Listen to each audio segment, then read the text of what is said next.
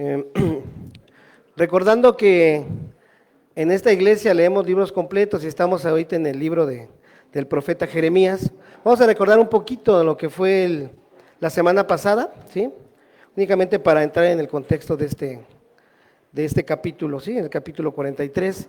Recordamos que el pueblo de Judá, bueno, Dios le había mandado al pueblo de Judá que se quedara en su tierra, ¿no? Ya los que habían sido exiliados a Babilonia, pues ya iban a recibir pues ahora sí que su merecido, ¿no? Lo que les tocaba a ellos. Y había un remanente al cual Dios le había dicho, quédense ahí y van a estar tranquilos, no va a pasar nada. Pero pues no quisieron.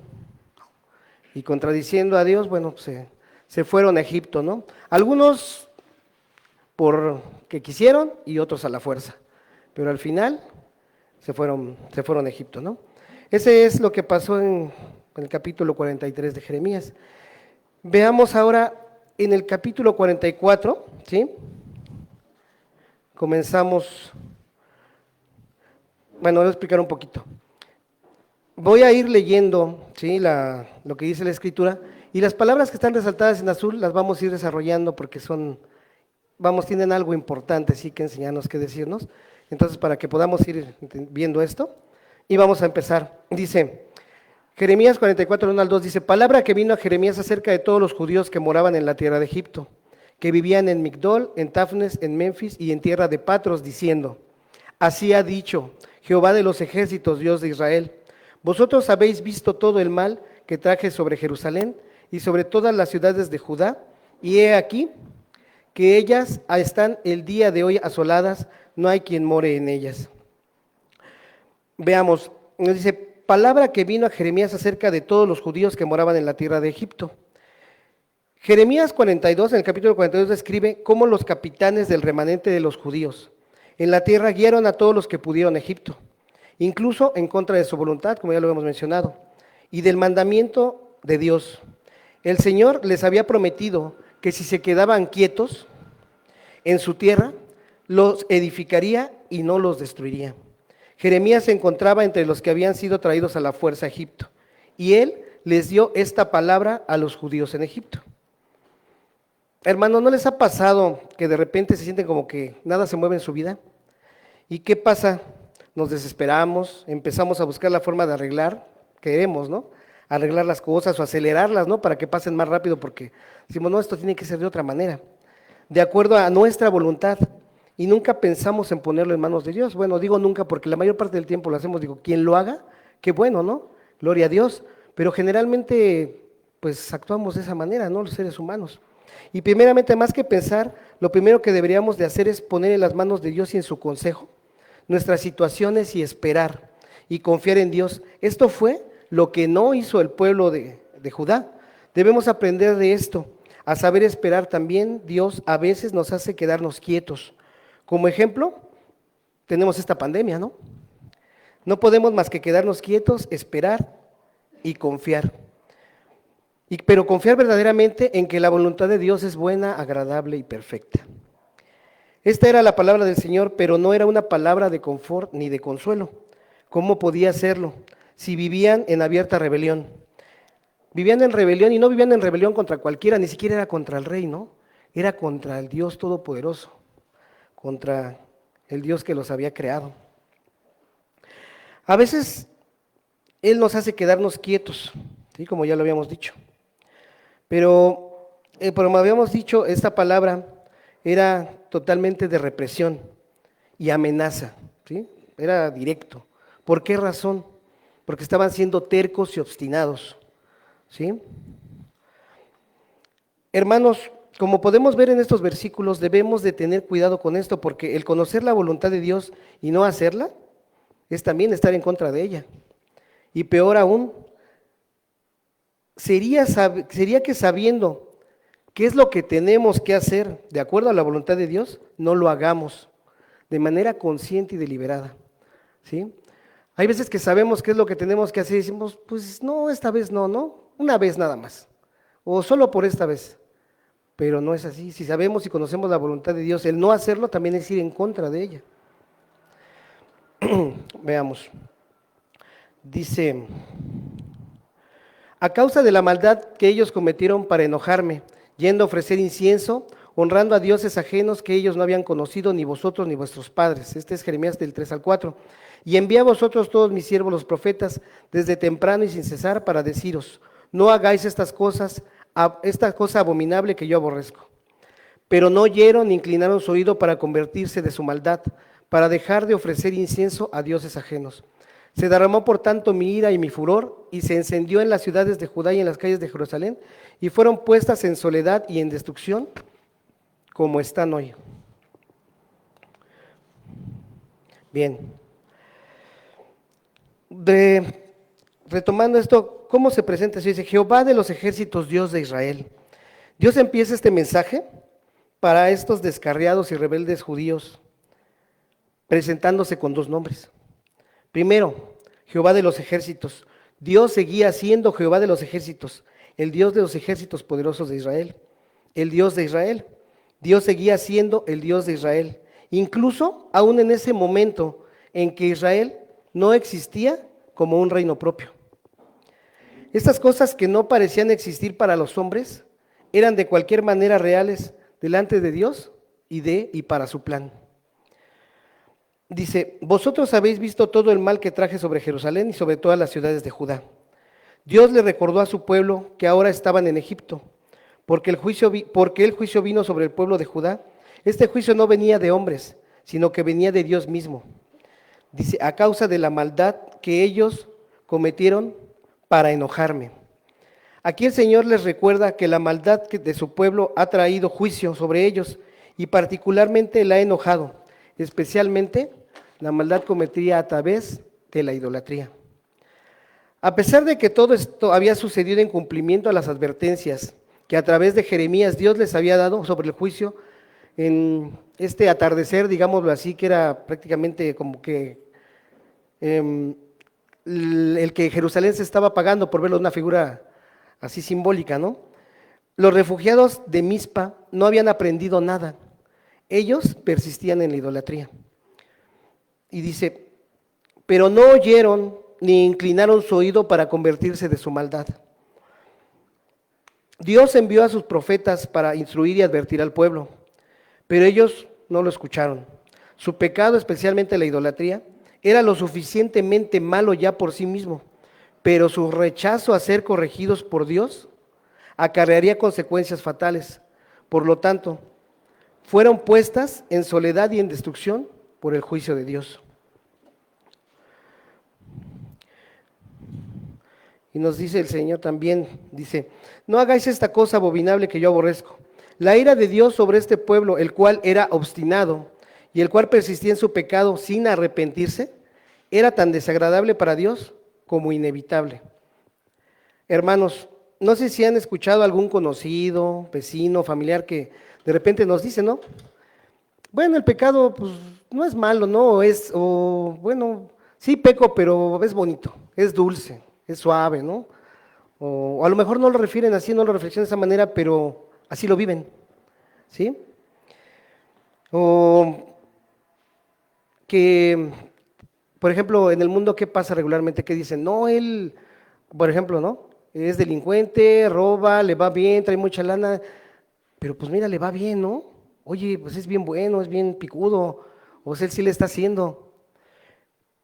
Pero eso no es cierto, ¿no? Nosotros, ¿cuál debe ser nuestra posición como cristianos? Pues no, eso no es cierto. Esto es una cosa abominable. ¿Qué dicen de repente? Oh, relájate, eso está de moda, ¿no? ¿Qué te pasa? Eres muy cuadrado, ¿no? O esos cristianitos son bien persinados, ¿no? No son de mente abierta, son bien cuadrados, no son flexibles, no se adaptan, no nos adaptamos a los nuevos tiempos, ¿no? Y luego a veces hasta nos recuerdan, ¿no? Sí, ¿quién eras tú o quién era aquel, no? Y ahora de todo se espanta. Y esto podemos verlo en todas partes, ¿no? Recordemos que nosotros como hombres caídos en algún momento también lo hicimos y amábamos el pecado. Pero aquí debemos de reflexionar en esto, que no por ser aceptado por muchos, ¿sí?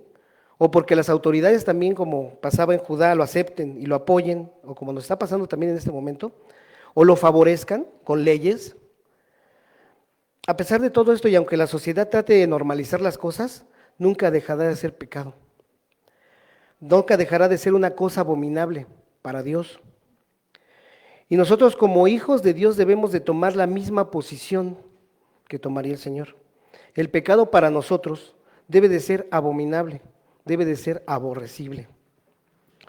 Debemos de tener cuidado con traer dolor al corazón infinito de Dios.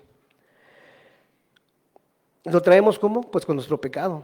Dios nos ama tanto que cuando pecamos realmente, aunque no sé si lo hayan pensado, pero le hacemos daño también al Señor. Debemos de hacer nuestro algo del odio que tiene Dios por el pecado. Nosotros, hay alguien que dice, no, es que nosotros no debemos de odiar, no, nosotros no debemos de actuar. No, sí, sí es cierto, pero cuando es contra el pecado, sí. Alguna vez decía mi pastor en alguna plática, decía, es que existe la ira santa de Dios, ¿no? Y también existe ese odio, que es santo. ¿Por qué? Porque no permite que el pecado se vea como bueno, lo aborrezco, no lo quiero. Bien. Ahora pues, así ha dicho Jehová de los ejércitos, Dios de Israel, ¿por qué hacéis tan grande mal contra vosotros mismos, para ser destruido el hombre y la mujer, el muchacho y el niño de pecho de en medio de Judá, sin que os quede remanente alguno? Haciéndome enojar con las obras de vuestras manos, ofreciendo incienso a dioses ajenos en la tierra de Egipto, a donde habéis entrado para vivir, de suerte que os acabéis y seáis por maldición y por oprobio a todas las naciones de la tierra. ¿Os habéis olvidado de las maldades de vuestros padres, de las maldades de los reyes de Judá, de las maldades de sus mujeres, de vuestras maldades y de las maldades de vuestras mujeres que hicieron en tierra de Judá y en las calles de Jerusalén? No se han humillado hasta el día de hoy, ni han tenido temor, ni han caminado en mi ley ni en mis estatutos, los cuales puse delante de vosotros y delante de vuestros padres. Hasta ahí vamos a ver ahorita. Bien, dice, ¿por qué hacéis tan grande mal contra vosotros mismos? Aquí veamos algo muy interesante. Bueno, a mí me llamó mucho la atención. Hay un sentido de sorpresa, de asombro, ¿sí?, en la palabra de Dios. Como si Dios no pudiera creer que su pueblo fuera tan necio como para rechazar su palabra y rebelarse contra sus mandamientos con el recuerdo de la devastación del juicio tan fresca en su memoria. Aquí cabe destacar algo. Dice, este es un sermón conciso, ¿sí?, penetrador, en el cual se hace alusión al pecado y a la hipocresía de toda la tribu de Judá, de su pueblo y de sus autoridades también.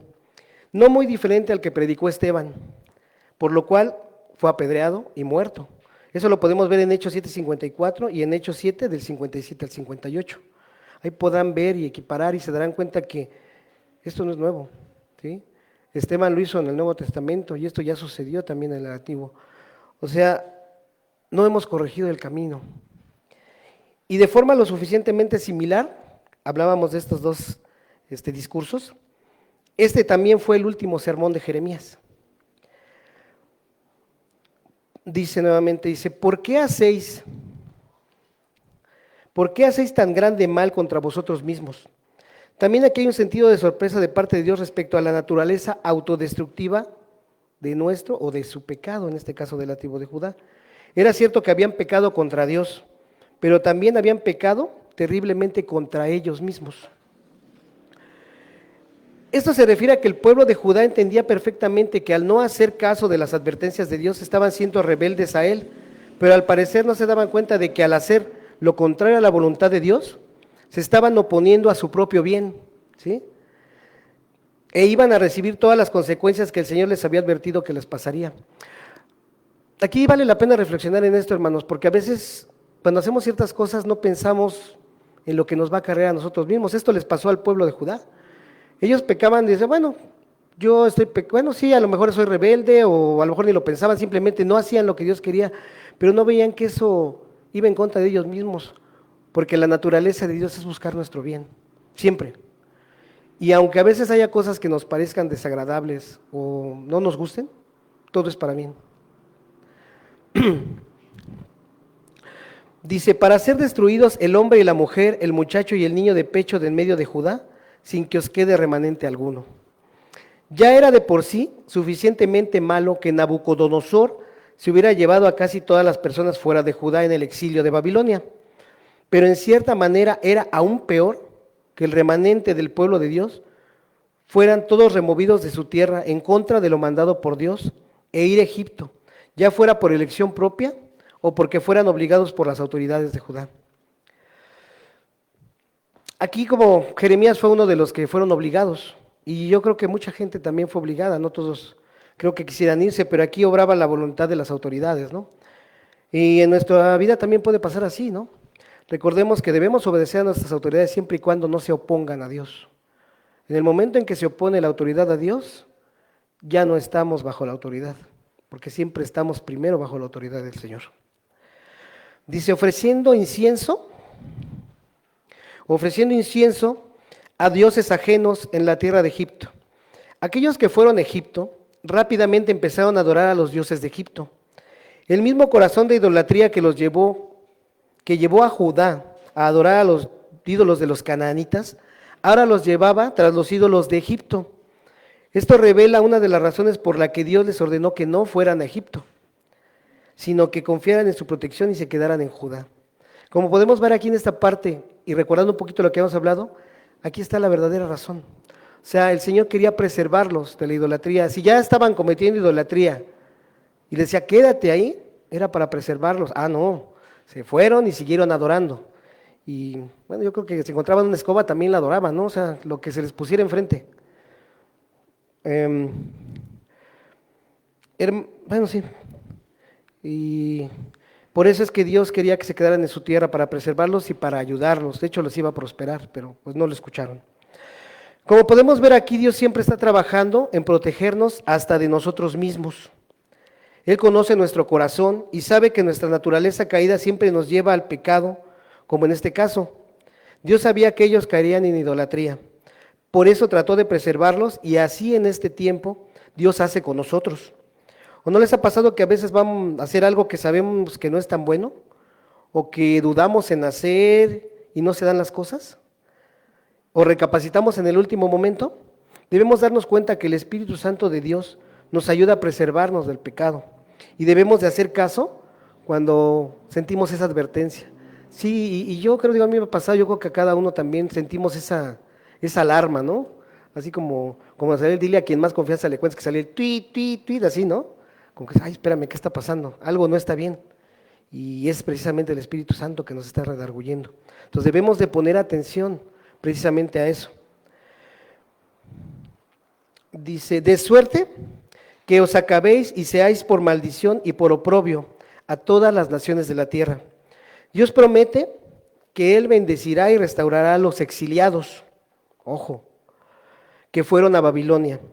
Él promete solamente juicio para aquellos que se fueron a Egipto, por elección propia, prometiéndoles que se convertirían en maldición y oprobio. Creo que ya la semana pasada habían dicho el significado de oprobio, pero pues vamos a recordarlo porque no es muy común, ya no se ocupa tanto esa palabra. Y el significado de oprobio es una deshonra o vergüenza pública, ¿sí? Imagínense conociendo un poquito la historia del pueblo de Judá, o las tribus de Israel, de hecho los judíos o hebreos, para ellos sí era muy, muy, muy alarmante cualquier situación que tuviera que ver con su reputación. De hecho, simplemente para los varones el levantarse un poco la vestimenta era una vergüenza. Por eso cuando alguna vez menciona en alguna prédica que en la parábola del hijo pródigo, el varón cuando corre tenía que recogerse la vestimenta, esa era una vergüenza para él mismo, el simple hecho de hacer eso. Entonces este pueblo tan reservado en ese sentido, en sus costumbres, sus tradiciones, para ellos era algo terrible, ¿sí? Tener que ser una vergüenza pública para todos los pueblos de la tierra. O sea, no nada más era así como que en tu pedacito, ¿no? Dios le prometía que iban a ser vergüenza para todo el mundo conocido. Y dice, ¿os habéis olvidado de sus maldades? La respuesta a esta pregunta pues era obvia, ¿no?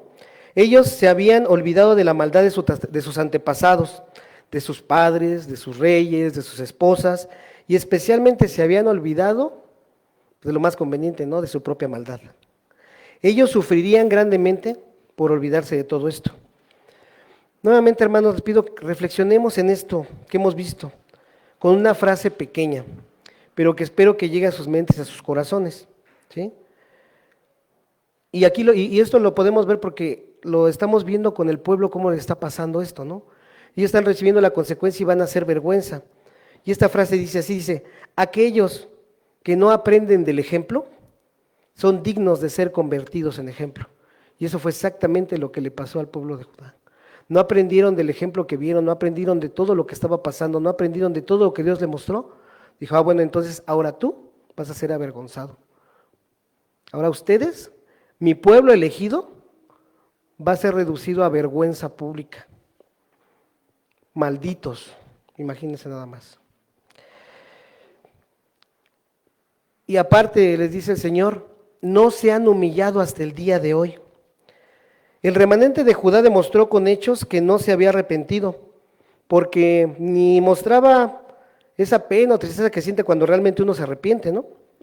Cuando te arrepientes de tu pecado, cuando sientes que hiciste mal, dices, ya, ¿para qué lo hice, no? O te sientes, pues, como dicen, no, te apachurras, ¿no? Así como que, ya la regué. Pero ellos no, ellos seguían pecando y seguían idolatrando y lo hacían con gusto, ¿no? O sea, ellos seguían haciendo lo que querían, ahora sí que lo que querían hacer. Vamos a partir del 11, dice, por tanto así ha dicho Jehová de los ejércitos, Dios de Israel, he aquí que yo vuelvo mi rostro contra vosotros para mal y para destruir a todo Judá. Y tomaré el resto de Judá, que volvieron sus rostros para ir a tierra de Egipto para morar allí, y en tierra de Egipto serán todos consumidos, caerán espada y serán consumidos de hambre a espada y de hambre.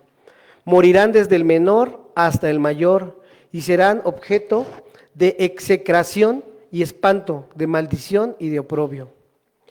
Pues castigaré a los que moran en tierra de Egipto como castigué a Jerusalén, con espada, con hambre y con pestilencia. Y del resto de los de Judá, que entraron en la tierra de Egipto para habitar allí, no habrá quien escape, ni quien quede vivo para volver a la tierra de Judá, por volver a la cual suspiran ellos para habitar allí, porque no volverán, sino algunos fugitivos. Vean. Es fuerte, ¿no? El Señor no se anda con medias tintas. Pues Él es el dueño de todo, ¿para qué, no?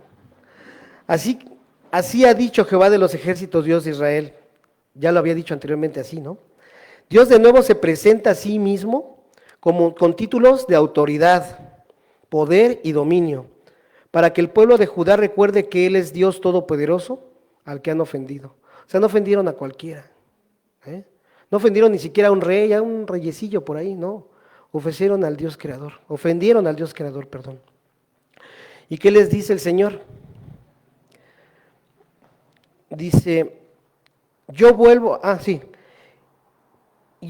mi rostro contra vosotros para mal y para destruir a toda Judá. Tal y como Dios había prometido antes que Él estaría en contra de Judá y no a favor de ellos, en contra de los invasores babilonios, porque les dijo, a ver, no les voy a ayudar, no voy a estar a favor de ustedes, y nuevamente se los dice, ¿no? De la misma manera Él estaría contra aquellos que escogieron el exilio, yéndose a Egipto, revelándose a lo que Dios a través del profeta les había advertido.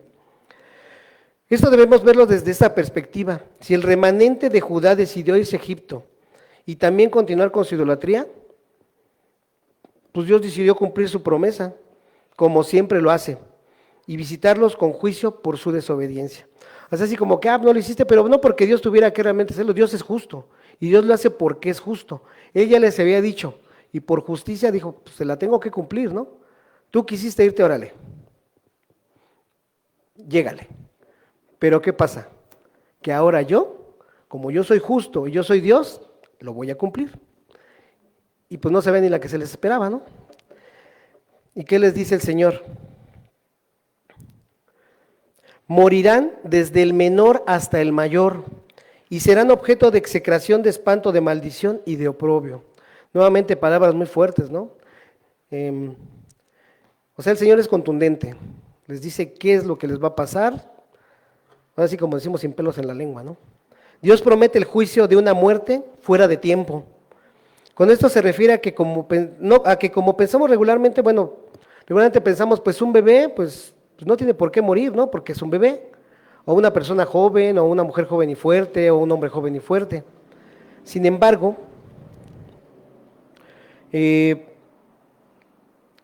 Dios ha prometido esto y lo va a cumplir. Y ya lo dijo, ¿no? Morirán desde el menor hasta el mayor. Estas personas que acabamos de mencionar, o estos sujetos, no serían lógicos o sujetos lógicos de muerte. Sin embargo, el juicio de Dios es para aquellos que escogieron Egipto en lugar de confiar en Dios y quedarse en su tierra.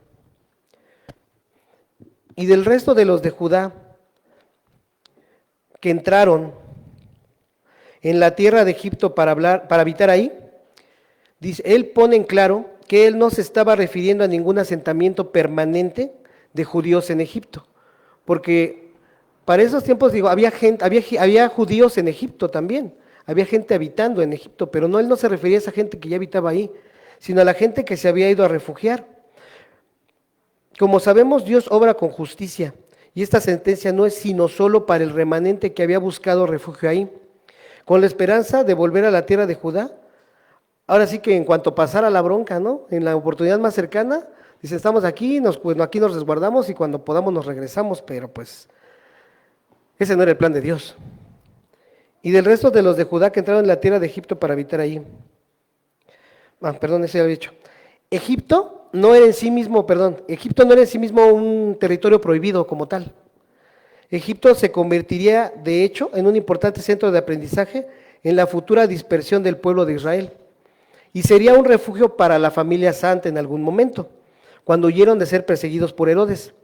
El pecado de los contemporáneos de Jeremías no era geográfico, sino era por sí en Egipto. Egipto no representaba por sí mismo el pecado fue que ellos no pusieran su confianza en Dios. Porque no volverán sino algunos fugitivos. Dios promete que habría muy pocos que lograrían escapar del juicio de muerte, que se acercaba sobre aquellos que escogieron buscar su seguridad en la tierra de Egipto, en lugar de buscar esa seguridad en el Dios de Israel. Sino algunos fugitivos, vamos haciéndola más pequeña. Incluso al castigar al remanente desobediente, Dios aún permitiría, es tan misericordioso Dios, ¿sí? Y sus planes son tan perfectos que todavía Él va a permitir que unos cuantos sobrevivientes vuelvan a Judea, para que de esa manera pueda seguirse manteniendo la conexión entre el pueblo y su tierra.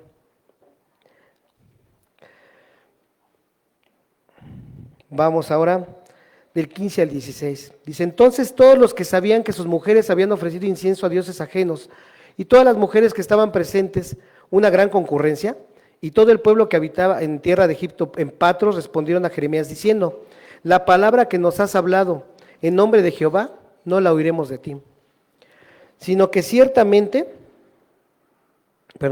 eras el 16, hasta ahí, ya me ando yendo de filo. Dice, una gran concurrencia. Jeremías entregó el mensaje de Dios a una gran audiencia, conformada de la mayoría o de todos los que habían huido a Patros, en Egipto, desde Judá, ya sea por elección o a la fuerza. El grupo incluía a todos los que sabían que sus mujeres habían ofrecido incienso a dioses ajenos. No perdamos de vista en este señalamiento que hace el Señor algo que ya hemos conocido y ahora vamos a recordar.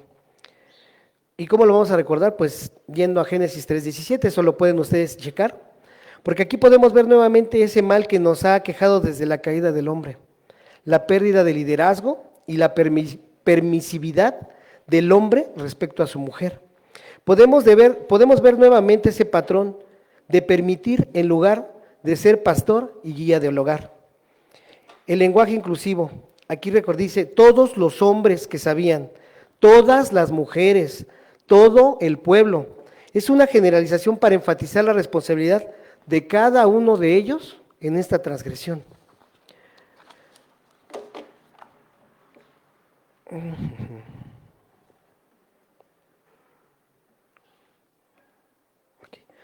No la oiremos de ti. El pueblo sabía que Jeremías les hablaba en nombre de Jehová.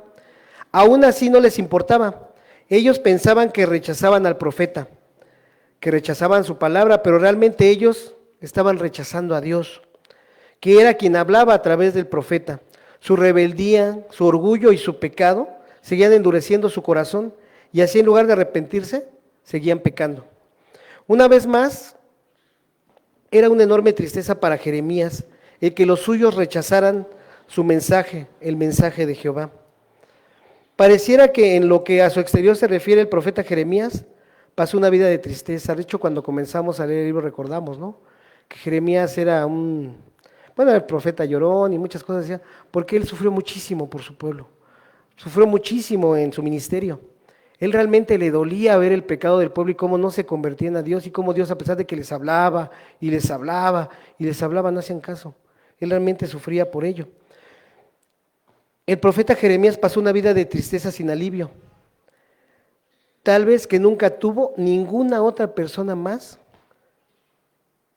que podamos conocer en la Biblia, con una sola excepción, la de nuestro Señor Jesucristo. ¿Sí? Veamos, vamos al versículo 17 que dice, sino que ciertamente pondremos por obra toda palabra, aquí sigue hablando, respondiendo el pueblo, le respondía Jeremías, sino que ciertamente pondremos por obra toda palabra que ha salido de nuestra boca para ofrecer incienso a la reina del cielo, derramándole libaciones como hemos hecho nosotros y nuestros padres, nuestros reyes y nuestros príncipes, en las ciudades de Judá y en las plazas de Jerusalén. Y tuvimos abundancia de pan y estuvimos alegres y no vimos mal alguno. Mas desde que dejamos de ofrecer incienso a la reina del cielo y de derramarle libaciones, nos falta todo, y a espada y de hambre somos consumidos.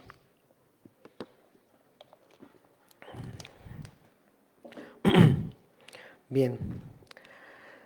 ¿Qué dice aquí? Dice, sino que ciertamente pondremos por obra toda palabra que ha salido de nuestra boca. Estos hombres pecadores eran atrevidos. Ellos prometen hacer todo lo que querían. Ellos no dejarían que los mandamientos o los juicios de Dios se interpusieran en el camino de lo que querían decir o hacer. ¿Les suena? Hermanos, gente que hace su propia voluntad y no la de nuestro Señor. Para ofrecer incienso a la reina del cielo derramándole libaciones. Ellos hablaban de los días antes de la caída de Jerusalén y de la conquista de Judá, cuando adoraron al ídolo de Babilonia, la reina del cielo, con varios rituales. Ellos hicieron esto, sus padres lo hicieron, y sus reyes y príncipes lo hicieron, en toda Judá y Jerusalén. Probablemente la referencia es al ídolo asirio babilonio Istar. Istar en Canaán, conocida como Astarte. Era la diosa de la guerra y del amor. Ella representaba el principio femenino de la fertilidad. Astoret en hebreo, mientras que Astartet en el griego. Esta antigua diosa era llamada Istar en acadián, Inanán en sumeria y Atartat en ugaritic. Su contraparte en el Nuevo Testamento es Artemisa y en el latín Diana. La adoración a esta diosa estaba esparcida en el Antiguo Oriente. Y esto también hace referencia a una virgen muy venerada y adorada en nuestro país y en nuestros tiempos. Para los babilonios, la reina de los cielos era una deidad maternal conectada con la luna, con la familia y la fertilidad. Ahora, si ya sabemos de qué estamos hablando, por lo que es extraño y sorprendente que los católicos romanos dieran a María, la madre de Jesús, este mismo título y dirigieran a ella una inapropiada oración y veneración, algunas veces incluso adoración, ya que no tenemos ninguna referencia bíblica o motivación para tener ninguna conexión con la reina del cielo. Sin embargo, existe esa conexión. Algunas personas observan que aún tenemos un culto a la reina de los cielos, bajo otros nombres, que hoy día, como hace rato decíamos, ¿no? Lo normalizamos, lo hacemos común, las autoridades nos permiten, nos hacen leyes que permiten que eso se vea bien, ¿no? ¿Y qué es lo que vemos en estos tiempos? Pues vemos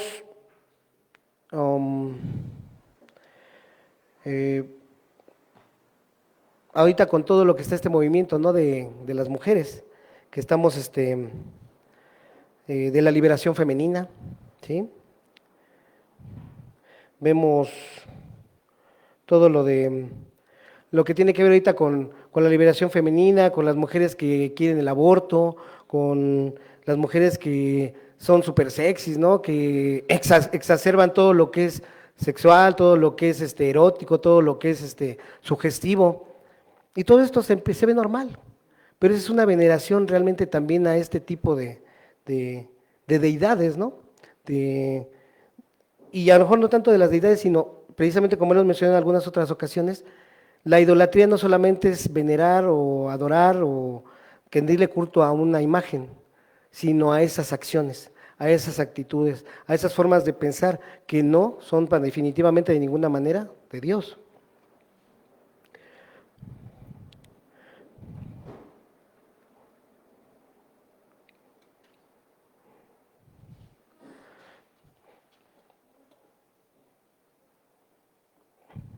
Muy bien.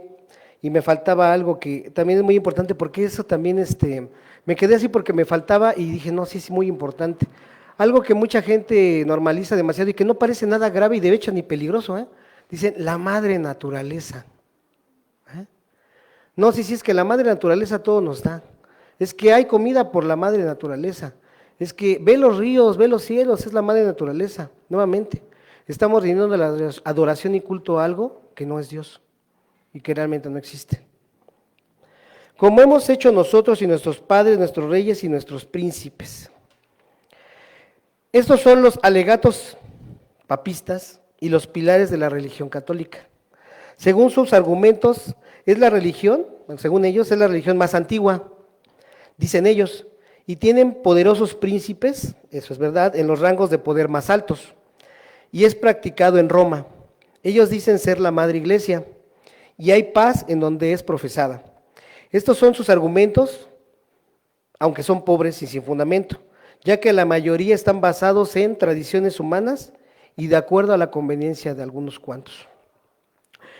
Dice, y tuvimos abundancia de pan y estuvimos alegres y no vimos mal alguno. Aquí nuevamente tomando lo que decían el pueblo de Judá, ellos recordaron los días cuando todos ellos adoraban a la reina del cielo, como los buenos tiempos. Ellos clamaban que cuando ellos dejaron de hacer todas estas cosas, ahora nos falta todo, y a espada y de hambre somos consumidos. Este es un destello verdaderamente aberrante de perversidad espiritual, porque ellos culpaban de todos sus problemas al hecho de dejar de adorar a sus ídolos, y hasta lo recordaban como tiempos buenos, sin darse cuenta que el Señor con esto trataba de expulsar la maldad de sus vidas. Y ellos estaban dándole con esta afirmación la vuelta a la verdad de lo que el Señor quería para ellos. Debido a que la adoración de Baal había sido completamente erradicada durante la reforma de Josías, esto lo podemos ver en la Segunda de Reyes del capítulo 23 del 4 al 20, el rebelde remanente culpaba de todos sus infortunios a partir de esa reforma. El pueblo en contraste clamaba que las cosas solo habían empezado a ir mal cuando fallaron en adorar a la reina del cielo. Tal vez ellos tenían en mente el largo y relativamente pacífico reinado de Manasés, durante el cual todos los cultos, aun los que no eran dirigidos a Dios de Israel, así fuera de cualquier tipo, eran libremente permitidos. ¿No les recuerda en la actualidad algo? Como que dicen cualquier coincidencia es, no, cualquier parecido con la realidad es mera coincidencia, ¿no? Para pronto, hermanos, este remanente rebelde clamaba, afirmaba, aseguraba, ya me siento de la micha, que la idolatría había hecho más por ellos que el Señor al que Jeremías representaba. Qué absurdo, ¿no? Con una mente entenebrecida y sin el más mínimo entendimiento espiritual, su análisis de estas cosas era una locura. Ellos pensaban, las cosas estaban muy bien cuando nos rebelamos y abandonamos al Señor hasta que el juicio que Dios prometió llegó. El pecado, como ya lo hemos mencionado en otras ocasiones, es en apariencia constantemente bueno.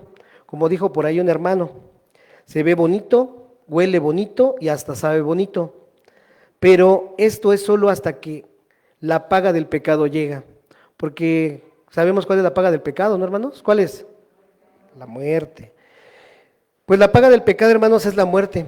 Y esto lo podemos ver en Romanos 6:23.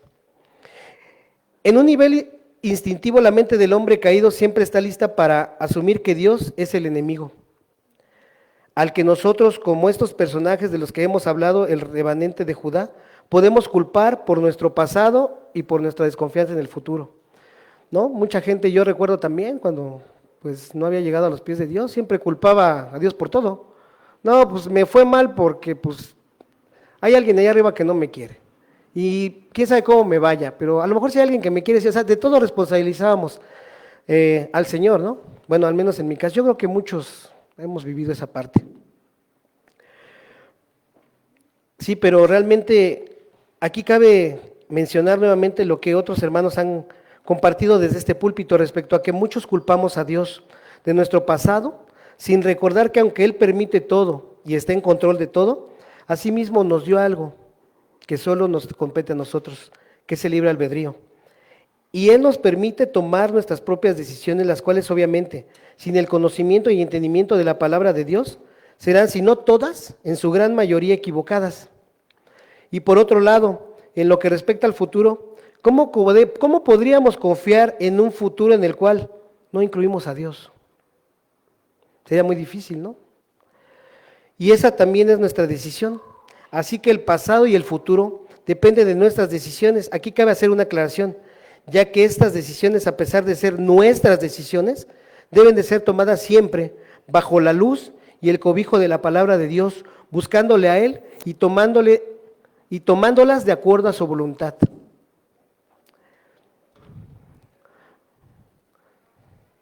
Y veamos. Y cuando ofrecimos incienso a la reina del cielo y le derramamos libaciones, ¿acaso le hicimos nosotras tortas para tributarle culto y le derramamos libaciones sin consentimiento de nuestros maridos? Aquí las mujeres responden, ¿sí? En la otra parte hablaban los hombres, pero aquí particularmente son las mujeres las que hacen esto y dicen esto. ¿Qué dicen? Y cuando ofrecimos incienso a la reina del cielo y le derramamos libaciones, las mujeres admitieron que ellas habían jugado una parte importante en la adoración de la reina del cielo, de Babilonia y a las de otros ídolos también. Dice, sin consentimiento de nuestros maridos. Ellas trataron de hacer a sus maridos responsables por sus pecados, en el sentido de que ellos pudieron haberlas detenido si lo hubieran querido si hubieran querido en el momento en que lo estaban haciendo, ¿no? Como recordamos hace rato que hablábamos de Génesis, ¿sí? Ahí tenemos de ahí parten muchas cosas, ¿no? En el primer pecado, el hombre culpó a su esposa por su pecado, ¿sí? Como recordamos cuando le pregunta, ¿no? El señor Adán, dice, ¿y tú qué hiciste? Dice, pues la mujer que tú me diste, o sea, tú me la diste. Te hubieras fijado que fuera buena, ¿no? Pero pues no te fijaste en eso, o sea así que le avienta la pelotita al Señor, ¿no? Aquí las mujeres de Judea en Egipto le regresan el favor, ¿sí? Pero ¿saben algo, hermanos? Aunque esto no es correcto lo que hicieron estas mujeres, tristemente tienen razón, ¿sí? No están muy lejos de la realidad. Como ya mencionamos anteriormente, el hombre debe ser guía de su hogar y pastor y ministro. Nos manda la palabra de Dios a que seamos todo esto. Pastor y ministro de su propia familia. Por lo que aquí a todas luces vemos cómo el liderazgo varonil ha sufrido desde la caída de la humanidad hasta estos tiempos. Y aún en nuestros días por una falta de carácter y dirección que hoy en día tiene en peligro a nuestras familias y a nuestra nación. Bueno, al mundo entero realmente. Sus esposos sabían muy bien que ellas estaban haciendo pasteles especialmente. Hay un hombre, bueno, que me brincó haciendo la investigación, que es Caguán, que son unos pasteles que estaban estampados con la imagen de la diosa. Ellas los hacían y le hacían así como, pues así que figuritas, ¿no? Y eran especialmente hechos para esta adoración. Números 30, del 3 al 12, nos indica que los votos de una mujer solo eran válidos si su esposo los aceptaba. Dado que sus esposos los aprobaban, entonces, ¿por qué Jeremías se quejaba de las acciones de ellas? Como nuevamente aquí vamos a mencionar lo que hacemos hace rato, ¿no? Jeremías pensaba, actuaba y sentía de acuerdo a la voluntad de Dios. Si él no lo hubiera hecho así, él hubiera aceptado, hubiera dicho, pues la culpa es de ellos, ¿no? Ellas qué. Pero no es así, como hace rato lo decíamos, debemos de tomar nuestra misma posición. O sea, nosotros no debemos de ser permisivos ni aceptar el pecado, aunque podamos o creamos, o a lo mejor a nuestra vista sea algo muy ligero. Esto nos recuerda que ellas pecaron, incluso si sus esposos se los ordenaron o les permitieron que lo hicieran. Se suponía que las mujeres debían de someterse a sus maridos, pero no en un sentido absoluto. Si la autoridad dada por Dios les decía que pecaran, ellas debían de obedecer a Dios antes que al hombre. Creo que aquí ya lo han mencionado también en algunas predicaciones. Dios debe de estar por encima de todo y de todos. De hecho, el orden de Dios es así. Es primero Dios, después el varón, después la esposa, después los hijos, y ahí viene todo el orden. Pero primero es Dios siempre. Si tu marido te dice, oye, no vayas a la iglesia. Si tu marido te dice, oye, no, ¿sabes qué? No adores a Dios, no le alabes, no le cantes, espérame tantito.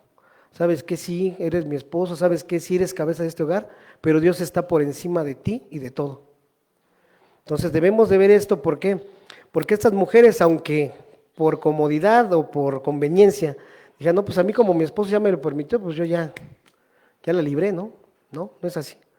Porque el orden es primero Dios, después Dios y al último Dios. Ahora vamos a ver del 20 al 23. Y habló Jeremías a todo el pueblo, a los hombres y a las mujeres y a todo el pueblo que le había respondido esto, diciendo: no se ha acordado Jehová y no ha venido a su memoria el incienso que ofreciste en las ciudades de Judá y en las calles de Jerusalén, vosotros y vuestros padres, vuestros reyes y vuestros príncipes y el pueblo de la tierra. Y no pudo sufrirlo más Jehová a causa de la maldad de vuestras obras, a causa de las abominaciones que habíais hecho. Por tanto, vuestra tierra fue puesta en asolamiento, en espanto y en maldición, hasta quedar sin morador como hasta hoy. Porque ofreciste incienso y pecasteis contra Jehová, y no obedecisteis a la voz de Jehová, ni anduvisteis en su ley, ni en sus estatutos, ni en su testimonio. Por tanto, ha venido sobre vosotros este mal, como hasta hoy. Bien, veamos. No se ha acordado Jehová. Jeremías trató de razonar, todavía él trató de razonar con el pueblo, ¿no? Ellos habían sacado completamente a Dios de su pensamiento. Ellos sentían, era así como, creo que hay por ahí una canción, ¿no? Si no me acuerdo, no lo hice, algo así, no creo que va la canción, no, una de Thalía por ahí, pero algo así hacían estas personas, ¿no? Dicen, ellos habían sacado completamente a Dios de su pensamiento, ellos sentían que si ignoraban a Dios, entonces de alguna manera Él ya no importaba. Sin embargo, el Señor aún era importante, seguía siendo el Dios de Israel, lo hubieran rechazado o no. Él vio y recordaba sus pecados y su idolatría. Y no pudo sufrirlo más Jehová. Dios fue muy paciente con su desobediente pueblo, pero ellos decidieron considerar su paciencia como señal, así como de que pues no le importa, no nos hace caso, así como que pues no nos pela. Pero no era así. Pero, ¿qué más lejos de la realidad? A él le importaba mucho y por lo mismo trajo el juicio contra ellos. Por tanto, ha venido sobre vosotros este mal. El desastre no hubiera ocurrido si Israel hubiera obedecido el pacto del Señor, aquí descrito como estatutos y testimonios, para nosotros de la misma manera mandamientos. ¿Sí? Esta gente abusó de la misericordia y de la paciencia del Señor, ya que es por todo sabido, como lo podemos ver en Números 14 y 18, Jehová, tardo para la ira y grande en misericordia, que perdona la iniquidad de los padres sobre los hijos hasta los terceros y hasta los cuartos. Aquí vale la pena dar énfasis a esta parte del versículo que dice, aunque de ningún modo tendrá por inocente al culpable. Y esta gente abusó, pecó y lo más grave, se rebeló abiertamente a Dios y no se arrepintió por ello.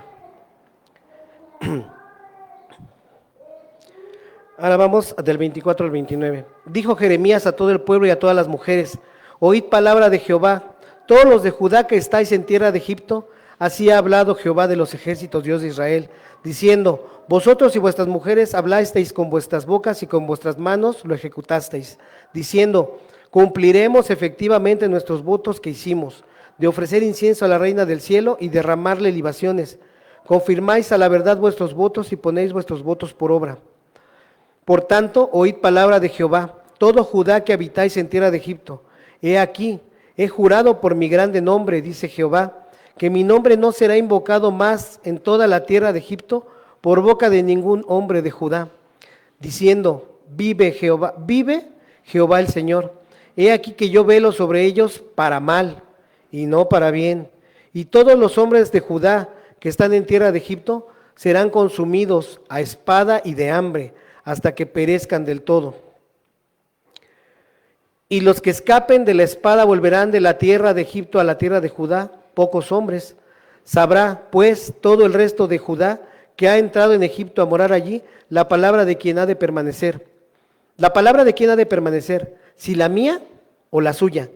Y esto tendréis por señal, dice Jehová, de que en este lugar os castigo, para que sepáis que de cierto permanecerán mis palabras para mal sobre vosotros. Terrible. No se cansan de hacer enojar al Señor, ¿verdad? Así ha hablado Jehová de los ejércitos, Dios de Israel. Una vez más, Dios le habla a su pueblo con los títulos de poder, autoridad y dominio, ya que Él es Dios todopoderoso.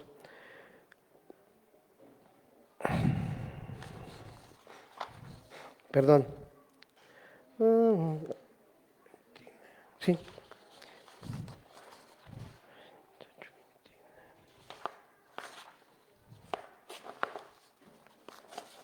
Sí, cronológicamente hablando, esta es probablemente la última profecía registrada de Jeremías.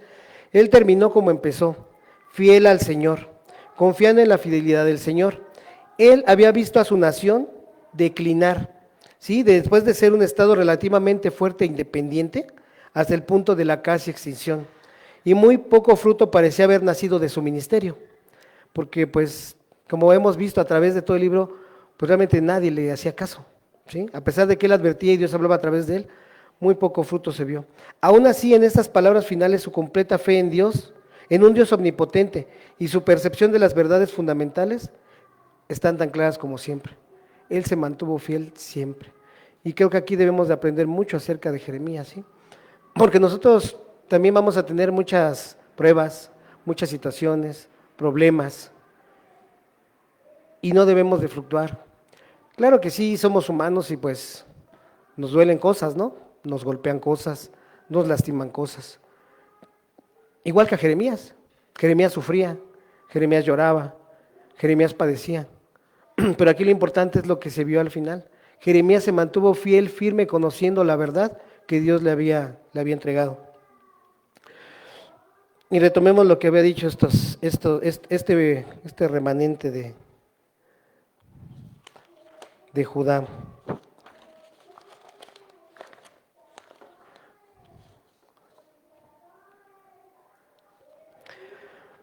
Cumpliremos efectivamente nuestros votos que hicimos.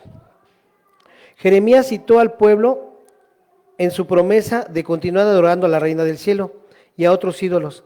Era una declaración de que Dios había escuchado el desafío del pueblo de Judá claramente. Así como dice, entonces lo vas a hacer. Sí, lo menciona nuevamente para confirmar que lo había escuchado, ¿no? Confirmáis a la verdad vuestros votos y ponéis vuestros votos por obra. En una poderosa expresión de ironía y repugnancia, Jeremías le dice al remanente que cumplan con sus votos a los ídolos. Él bien pudo estar apuntando a sus libaciones de incienso y a los mismísimos pasteles que estaban cargando. Es como hace rato mencionábamos, ¿no? Esos panes que les hablaba que históricamente dice que hacían. Seguramente ellos estaban con todas sus cosas ahí esperando ir a adorar y Jeremías les hablaba y decía, bueno, pues háganlo, ahí tienen todo, ¿no? Pues vayan y háganlo. Confirmáis la verdad. Mi nombre no será invocado más en toda la tierra de Egipto por boca de ningún hombre de Judá. Dios solemnemente declara que aquellos que lo rechazaron a él y escogieron irse a Egipto, aquellos que confiaron más en los ídolos que en el Dios de Israel, él no les permitiría que volvieran a mencionar su nombre. Dice, he aquí que yo velo sobre ellos para mal y no para bien. Dios les había ordenado que se mantuvieran en la tierra de Judá y que confiaran en él, que él cuidaría de ellos para proteger y proveerlos. Al rechazar a Dios y a su promesa, ellos aún tendrán a un Dios velando por ellos, pero ahora será para mal y no para bien. ¿Se imaginan, hermanos? Esta era una promesa, pues, para mí aterradora, ¿no? Imagínate que Dios te dice, no, ahora te voy a vigilar y te va a ir, pero te va a ir mal, y yo me voy a encargar de que te vaya mal, ¿sí? Sabiendo que Dios puede ser el mejor amigo o el peor enemigo que cualquier ser humano o cualquier ser de la creación pueda llegar a tener. Dice, Y los que escapen de la espada volverán de la tierra de Egipto a la tierra de Judá, pocos hombres. Dice, pocos hombres. Dios promete que si ellos persisten en sus pecados, solo un remanente escapará de este juicio que enfrentarán en Egipto. El resto será consumido a espada y de hambre hasta que perezcan del todo. Esto demostraría que la terrible promesa de Dios de velar sobre ellos para mal era cierta. Para los apóstatas en Egipto el futuro no tenía nada. Para sus compatriotas en Babilonia, quienes estaban aceptando su castigo, existía la esperanza y la promesa de libertad dada por Dios. Vamos al versículo 30, dice, así ha dicho Jehová, he aquí que yo entrego a Faraón Ofra, rey de Egipto, en mano de sus enemigos y en mano de los que buscan su vida, así como entregué a Sedequías, rey de Judá, en mano de Nabucodonosor, rey de Babilonia, su enemigo que busca su vida. He aquí que yo entrego a Faraón Ofra, rey de Egipto, en manos de sus enemigos. Dios promete que Nabucodonosor y Babilonia vendrían en contra de Egipto. Esto lo podemos ver más claramente en Jeremías 43, en el capítulo 43, versículos de 10 a 13. En estos versículos Jeremías da una profecía más específica de este evento. Ofra fue de hecho derrocado por Amasís, uno de sus oficiales, quien se rebeló en contra de él y después compartió el gobierno con él. Amasís se rebeló en contra de Nabucodonosor en el año 570 a.C. y fue derrotado en el 568. Así que 16 años después de la caída de Jerusalén, Ofra fue destronado y estrangulado por alguno de sus súbditos. De nuevo, las profecías que Jeremías había dicho se cumplieron y él era reivindicado. Así como entregué a Sedequías, rey de Judá, en manos de Nabucodonosor, rey de Babilonia. Tal y como le había pasado a Sedequías, así le pasaría a Faraón. Los juicios de Dios demostrarían ser ciertos. Jeremías no especificó que Ofra caería en las manos de Nabucodonosor, sino simplemente en las manos de sus enemigos. Tal y como Jeremías había perdido su vida, así lo haría el faraón Ofra.